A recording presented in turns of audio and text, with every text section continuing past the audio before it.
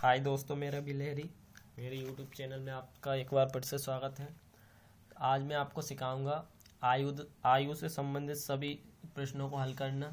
As relative question को किस तरीके से सॉल्व करते हैं, आज पूरा बेस बताऊंगा इसका। तो ख़ास तौर से ये वीडियो दोस्तों उन लोगों के लिए है जो कि कंपटीशन मैथ को बिल्कुल जीरो लेवल से स्टार्ट करना चाहते हैं, या फिर उन स्टूडेंट्स के लिए जिनका मैथ्स बहुत वीक है और जिनको आयु से संबंधित सवाल समझ में नहीं आते बिल्कुल स्टार्टिंग से, इसका बेस क्या है, किस तरीके से है। तो दोस्तों इसकी फर्स्ट वीडियो जो मैंने एक बार पहले बना दी, इसकी बेस की किस तरीके से इसके सवालों को सॉल्व करें, वो आपको डिस्क्रिप्शन में मिल जाएगी। और उन सभी बच्चों के लिए काफ़ी इम्पोर्टेंट है ये वाली वीडियो, जो बिल्कुल जीरो लेवल से आयु संबंधित सवालों को सीखना चाहते हैं।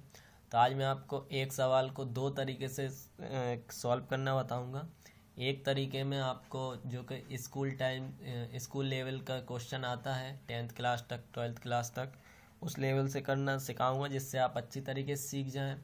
और एक और आपको इस तरीके से बेस से सिखाऊंगा मैं, जो कि कंपटीशन लेवल में आता है टाइम बचाने के लिए। तो दोनों तरीके से किस तरीके से उपयोगी होता है और किस तरीके से अपन सॉल्व कर सकते हैं, तो दोनों तरीक़ों से आज मैं आपको ये सवाल करके बताऊंगा। तो आइए देखते हैं अपना सवाल क्या है। सबसे पहले अपना सवाल है सुरेश की आयु। तो दोस्तों पहले मैं इसको स्कूल लेवल के हिसाब से करवाऊंगा, जिससे कि आपको समझ में आ जाए कि सवालों किस तरीके से सॉल्व किया जाता है। 10th लेवल का ये क्वेश्चन है, तो पहले स्कूल लेवल से करते हैं, इसके बाद में कंपटीशन लेवल का ही बताऊंगा किस तरीके से टाइम बचाते हैं, सब इस वीडियो में बताएंगे। कृपया वीडियो को एंड तक जरूर देखें। तो सबसे पहला सवाल है अपने पास, सुरेश की आयु उसके पिता की आयु से आधी है। सुरेश की आयु उसके पिता की आयु से क्या है, आधी है। और सुरेश की आयु उसके पिता की आयु से आधी है। 20 वर्ष बाद उसके पिता की आयु उसकी आयु से 1.5 गुनी होगी। उसके पिता की वर्तमान आयु कितनी है। तो दोस्तों देखो, कंपटीशन के लेवल के हिसाब से इसको कम टाइम में किया जाता है, और स्कूल लेवल के हिसाब से इसको लॉन्ग मेथड से किया जाता है। तो लॉन्ग मेथड से किस तरीके से करेंगे दोस्तों, आयु वाले सवाल में जितने लोगों की बात हो या फिर जितने लोग हों उसमें, उनको x बाय जेड, अगर 2 लोग हैं तो x बाय में मानते हैं। ये 10th लेवल के हिसाब से है। तो इसमें कितने लोग हैं, एक सुरेश है और एक उनके पिता हैं। तो इसको अगर अपन 10th लेवल के हिसाब से करेंगे तो सुरेश को अपन x मान लेते हैं और उसके पिता को क्या मानेंगे, बाय।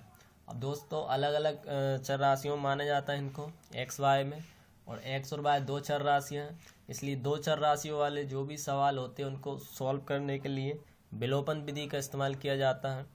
तो विलोपन विधि किस तरीके से सॉल्व करते हैं दोस्तों, वो मैंने वीडियो बना चुका हूँ इसकी पहले, विलोपन विधि नाम से, वो भी आपको डिस्क्रिप्शन में मिल जाएगी। तो आप वहाँ से विलोपन विधि सीख सकते हैं कि किस तरीके से करते हैं विलोपन विधि। तो और विलोपन विधि का यूज़ यही होता है कि 2 चर राशियों वाले सवालों को सॉल्व करने के लिए होता है। उसमें अपन को 2 समीकरणों की ज़रूरत पड़ती है। वो 2 समीकरण किस तरीके से बनते हैं, ये अपन को दिया हुआ होता है सवाल में। 2 शर्तें देते हैं, 2 शर्तों से 2 समीकरण बनते हैं। तो सबसे पहले अपन 10th लेवल के हिसाब से करते हैं इसको। तो सुरेश और पिता, अपन सुरेश को x मान सकते हैं, पिता को y, या फिर पिता को x या सुरेश को y, किसी को कुछ भी मान सकते हैं अपने हिसाब से, ठीक है ना। तो माना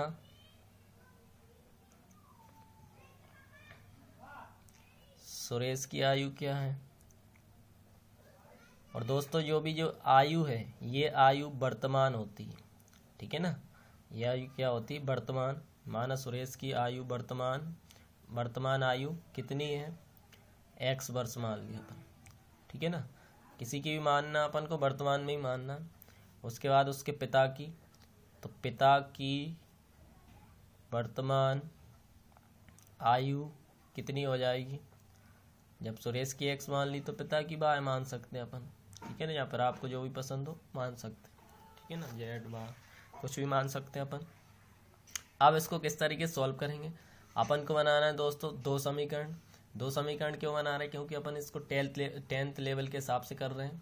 ठीक है ना, उसमें समीकरण बनाकर करते हैं विलोपन मेथड से। तो किस तरीके से करते हैं इसको, प्रश्नानुसार दिया होता है, ठीक है ना, प्रश्नानुसार दिया हुआ है सुरेश की आयु उसके पिता की आयु से आधी है, ये एक शर्त है। क्या है ये एक शर्त है जो कि प्रश्नानुसार दिए रखी है।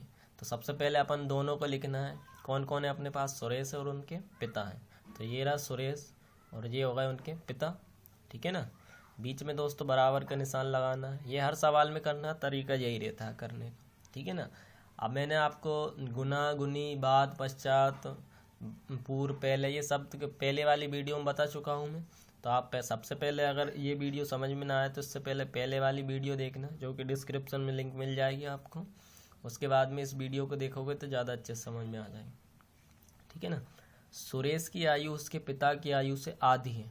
आधी का मतलब दोस्तों आप सभी जानते हो 1/2 होता है, ठीक है ना। 1 का 2 भाग कर दो तो वो आधा हो जाता है, इसलिए आधी को अपन क्या लिखेंगे, 1/2। अब आधी करना है, आधी आयु किसकी करना है, सुरेश की करें कि पिता की करें। अब यहाँ दोनों में क्या हो गई, कन्फ्यूज़न हो गई कि आधी आयु करें कि सुरेश की करते हैं कि उसके पिता की करते हैं। तो यहाँ समस्या आ जाएगी। तो अपन क्या करते हैं कि जो भी हेडिंग कंडीशन दे रखी है उसको उल्टे से पढ़ना स्टार्ट कर दें। जो पहले मिलता है उसमें ही अपन क्या कर देते हैं, उसका गुणा कर देते हैं, ठीक है ना। तो ये हर सवाल में करना तरीका यही, हेडिंग को उल्टा पढ़ो। है आदि से आयु की, कौन मिला पहले, पिता, ठीक है ना। तो पिता का क्या अपन कर दें, आधा, ठीक है ना। दोस्तों हर सवाल को करने का तरीका यही है, उल्टा पढ़ लो हेडिंग को, जो पहले मिलता है उसमें ही क्या करना, गुणा। तो आधे का गुणा किस में कर दें, पिता में। तो पिता कौन है, पिता एक्स है या बाय है, पिताजी क्या माना अपन ने, बाय। तो पिताजी को कर दिया अपन ने आधा, ठीक है ना। अब दोस्तों अपन को इसको समीकरण बनाना है, रेखिक समीकरण। तो अपन क्या करेंगे, 3 गुणा, ये 2/2 में इधर आकर कहाँ चला जाएगा, गुणा में, ठीक है ना। और इधर क्या बचा, बाय। तो दोस्तों आप जानते हो जैसा कि समीकरण में बराबर के एक साइड संख्या आती है और एक साइड चर राशियाँ आती हैं पूरी। तो अपन क्या करें, इस बाय को उधर ले जाएं, तो बाय का हो जाएगा माइनस का, ठीक है ना। तो ये 2x और बाय इधर आकर का होगा माइनस का, और बराबर में कुछ नहीं बचा तो क्या बचता, 0। तो दोस्तों इस तरीके से अपन ने समीकरण 1 बना लिया है, ठीक है ना। इसी तरीके से अब पुनः प्रश्नानुसार एक और कंडीशन देगा इसमें, तो उसके हिसाब से भी अपन दूसरा समीकरण बना लेंगे। ये अपन लॉन्ग मेथड से कर रहे हैं ताकि आपको ज़्यादा अच्छे से समझ में आ जाए, शॉर्ट मेथड से भी करेंगे आगे। तो अगली शर्त क्या दे रखी है इसकी, आगे पढ़ो।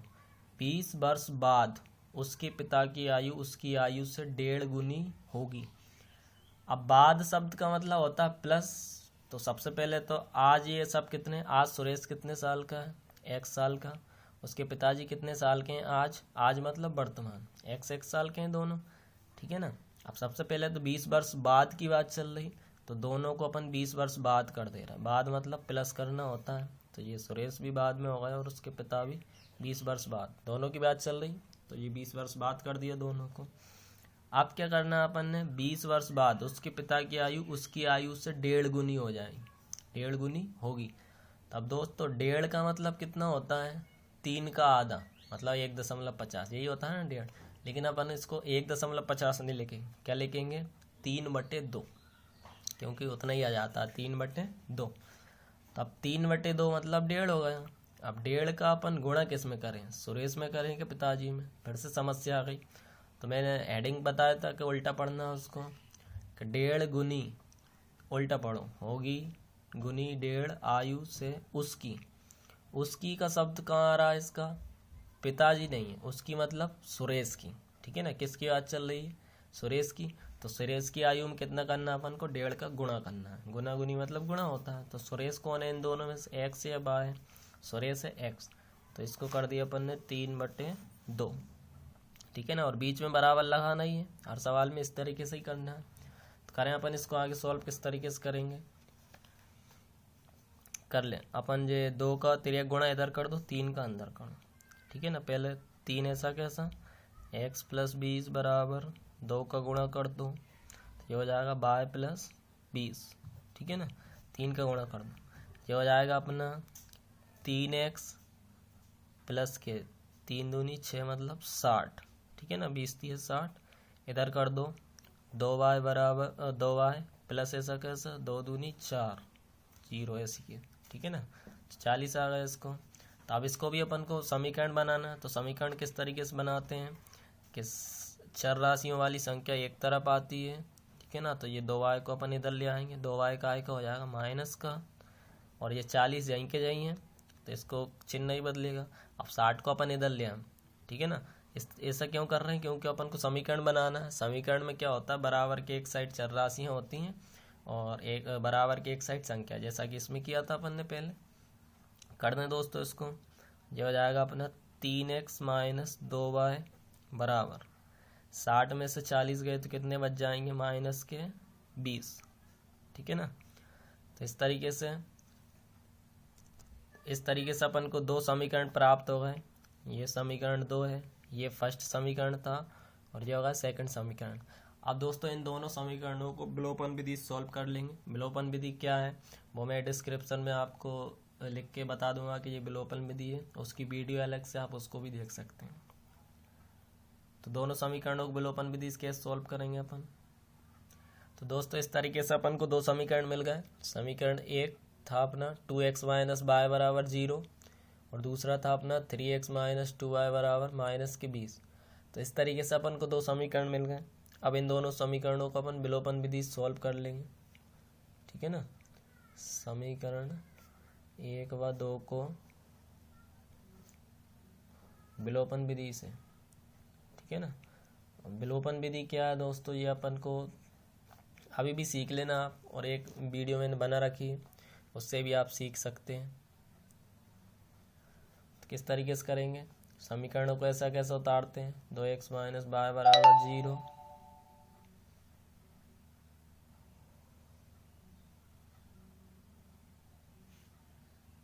दोस्तों। समीकरण एक अपने पास ये हो गया है 2x माइनस y बराबर 0, समीकरण एक है।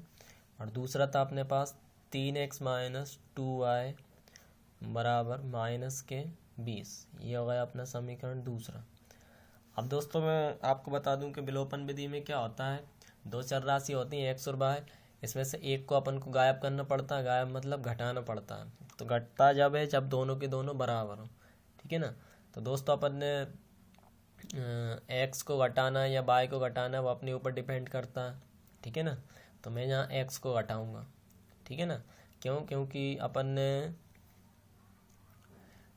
ने जो पिता की जो आयु है वो वर्तमान आयु y मानी थी, ठीक है ना। क्योंकि y अगर अपन x को घटा देंगे तो y अकेला बचेगा, तो पिता की डायरेक्ट वर्तमान आयु निकल जाएगी, क्योंकि उसमें पिता की वर्तमान आयु पूछी है, सुरेश की नहीं पूछी।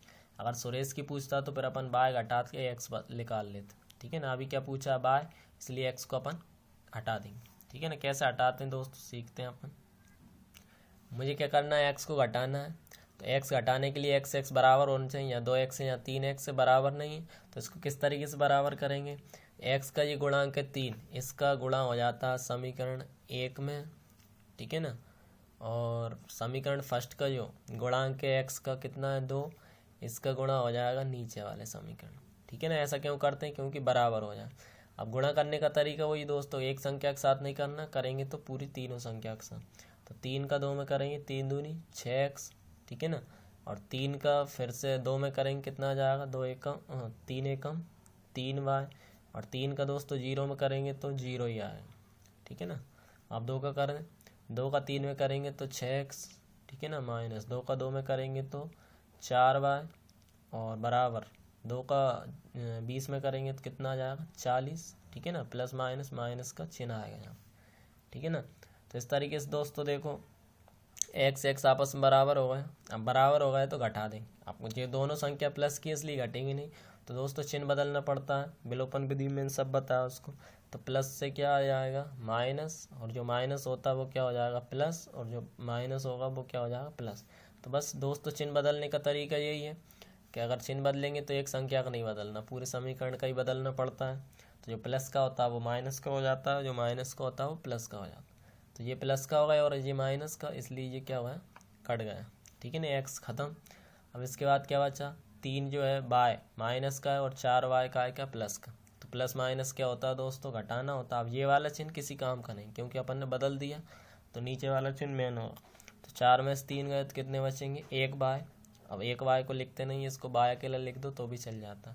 4 बड़ी संख्या जो प्लस की है तो ये भी काय का आएगा, प्लस का ही। अब इधर आ जाए दोस्तों, 0 में और 40 जोड़ेंगे तो कितना आ जाएगा, 40 ही आएगा। बड़ी संख्या प्लस की है इसलिए ये प्लस की। तो अतः बाय बराबर, तो सुरेश के पिता की आयु अपन ने बाय मानी थी, ठीक है ना, और बाय का मान डायरेक्ट 40 आ गया। तो अतः सुरेश के पिता की आयु क्या मानी थी अपन ने, बाय वर्ष मानी थी, ठीक है ना। तो बाय का मान कितना आ गया, 40 वर्ष, ठीक है ना। दोस्तों ये तो अपना 10th लेवल का था, क्योंकि 5 नंबर के सवाल आता है उस हिसाब से इसको इतने लॉन्ग मेथड से करना पड़ता।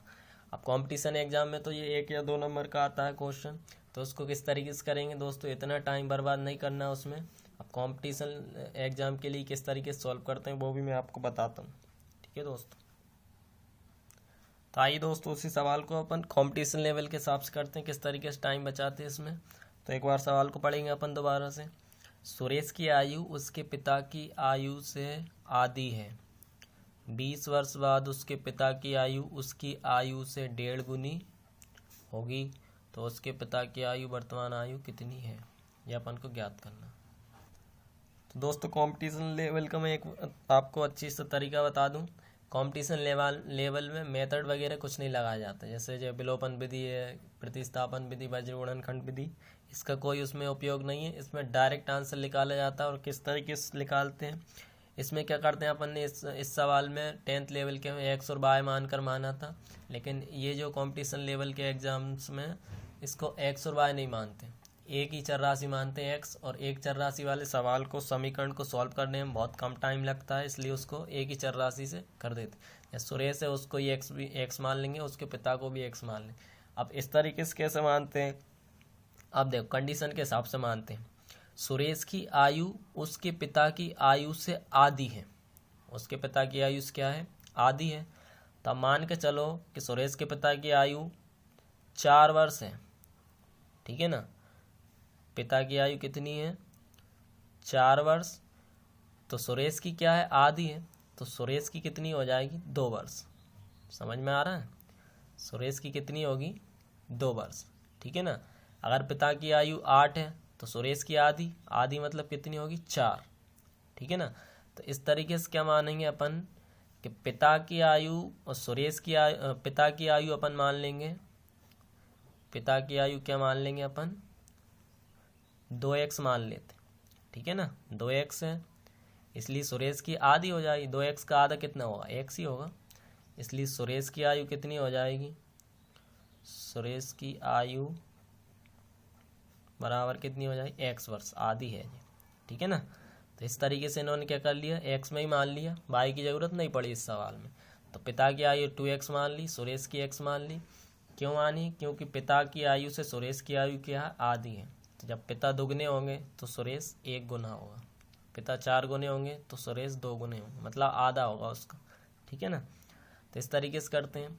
अब इसमें लगाया जाता है अपना मेथड, क्या दिया है, 20 वर्ष बाद उसके पिता की आयु उसकी आयु से 1.5 गुनी होगी।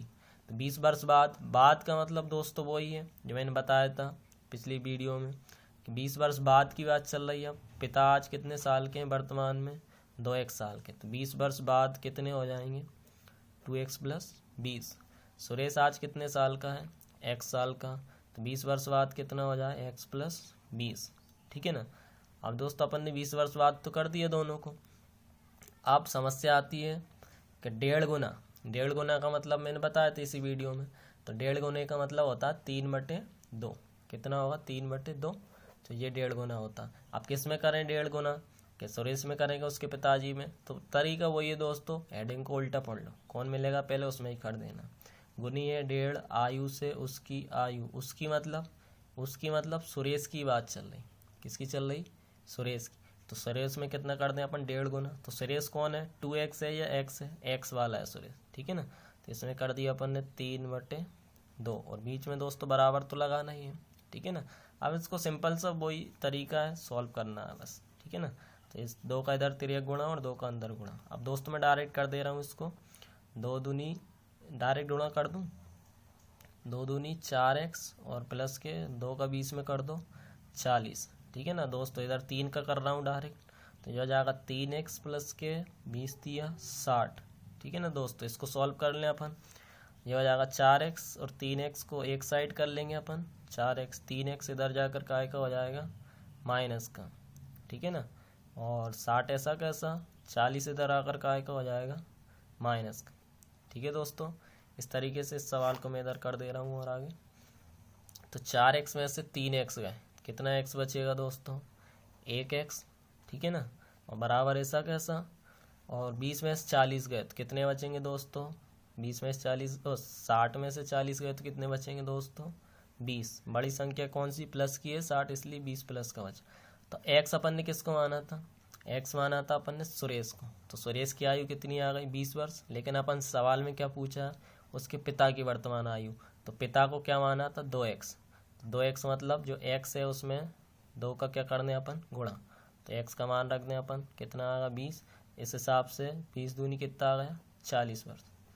इस तरीके से दोस्तों कंपटीशन में अब आपको दिखा होगा कि इसमें टाइम नहीं लगा अपन को करने में। ठीक है ना दोस्तों, 1 मिनट में ये सवाल हो चुका और उसको अपन ने जो लॉन्ग मेथड से किया था इसलिए इसमें टाइम लगा था। तो दोस्तों इस तरीके से कंपटीशन के एग्ज़ाम में सवालों को सॉल्व किया जाता है और इस तरीके से टाइम बचाया जाता है। तो आगे भी मैं इसी तरह की और भी वीडियो बनाऊँगा। और आपको इन सवालों में कुछ भी डाउट हो किसी को भी, तो मेरे यूट्यूब चैनल पर कमेंट कर सकते हैं आप। और RS अग्रवाल की जो बुक है इसमें कोई सा भी क्वेश्चन ऐसा हो जो आपको डाउट कर रहा हो, क्लियर नहीं हो रहा हो या समझ में नहीं आ रहा हो, तो आप मुझे सेंड कर सकते हो। आप नंबर लिख के दे सकते हो कि इस नंबर का क्वेश्चन है ये वाला, तो मैं उसको सॉल्व करके एक अच्छी सी वीडियो बनाकर आपको सेंड कर दूँगा। और दोस्तों अगर आपको ये वीडियो पसंद आए तो इसको लाइक कमेंट और शेयर ज़रूर करें और अपने सभी दोस्तों को पढ़ाएं इसके द्वारा, और आप खुद भी पढ़ें। सबसे अच्छा पढ़ने का तरीका होता है दूसरों को पढ़ाना, इसलिए आप अच्छे से इस वीडियो को देखें, समझें और अपने दोस्तों के साथ शेयर करें और अपने दोस्तों को भी पढ़ाएं। थैंक यू, धन्यवाद।